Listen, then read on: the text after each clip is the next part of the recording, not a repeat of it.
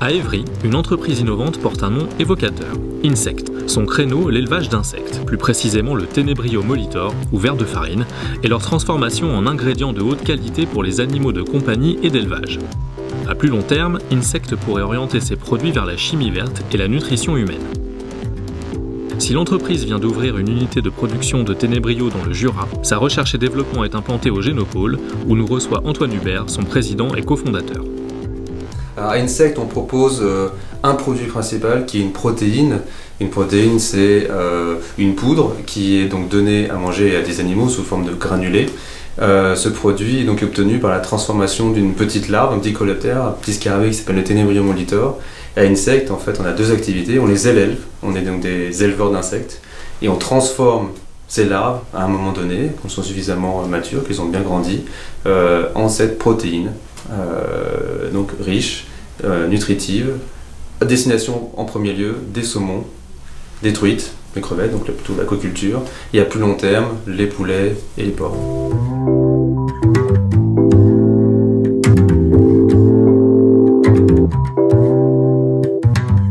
Un élevage d'insectes, c'est comme tout élevage, on nourrit ces insectes avec des sous-produits, des coproduits de l'agriculture, donc des dérivés de la production du blé, du maïs, qui ne sont pas aujourd'hui consommés par les poissons ou les volailles, ou par l'homme directement.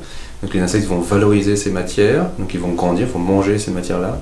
À un moment donné, les larves sont suffisamment grandes, seront collectées par des systèmes automatisés pour être transformées. Donc la mise à mort se fait par la stérilisation, puis une séparation mécanique qui vous permet d'obtenir cette protéine. Il y a un deuxième produit qui est de l'huile, une huile riche en oméga 6 et en oméga 9 qui permet aussi d'alimenter les marchés d'alimentation animale.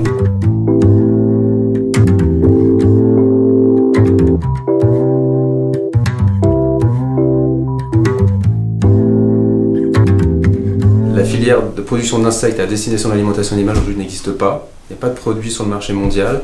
Il fallait donc inventer les technologies d'élevage, donc la ferme de demain, la ferme du futur des insectes. C'est ce qu'on a fait, d'abord sur Paris dans un incubateur à Goranov, puis au Génopôle d'Évry, et ensuite donc sur le site de Dole, donc une unité de démonstration qui est ouverte l'année dernière, qui produit aujourd'hui ses premiers lots pour l'alimentation animale de protéines. Alors aujourd'hui, on a commencé par un plus petit marché qui est issu du marché de l'alimentation des chiens et des chats, qui aussi ont besoin de protéines riches, et dans la nature, les chiens et les chats aussi consomment des insectes en petite quantité, beaucoup moins effectivement que les poissons, qui est un marché aussi plus grand. Donc c'est pour ça que l'année prochaine, nous irons construire une ferme plus grande en France, grâce aussi au changement de la réglementation européenne qui a eu lieu il y a quelques semaines et qui jusqu'à présent n'autorisait pas les insectes en alimentation des poissons pour des raisons que personne n'avait jamais pensé. Donc il fallait écrire la réglementation, ce qui a été fait entre la Commission et la filière, notamment à Bruxelles, et qui permet aujourd'hui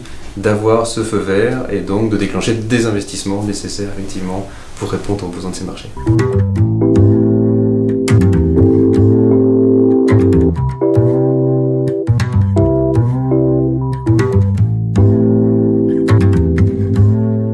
Notre recherche et développement à Génopôle ici travaille aussi sur des nouveaux produits, notamment ce qui sont dans la cuticule, la carapace des insectes, la chitine notamment, avec des applications à très haute valeur ajoutée dans le domaine de la chimie verte ou potentiellement de la cosmétique. On est sur des temps de développement beaucoup plus longs.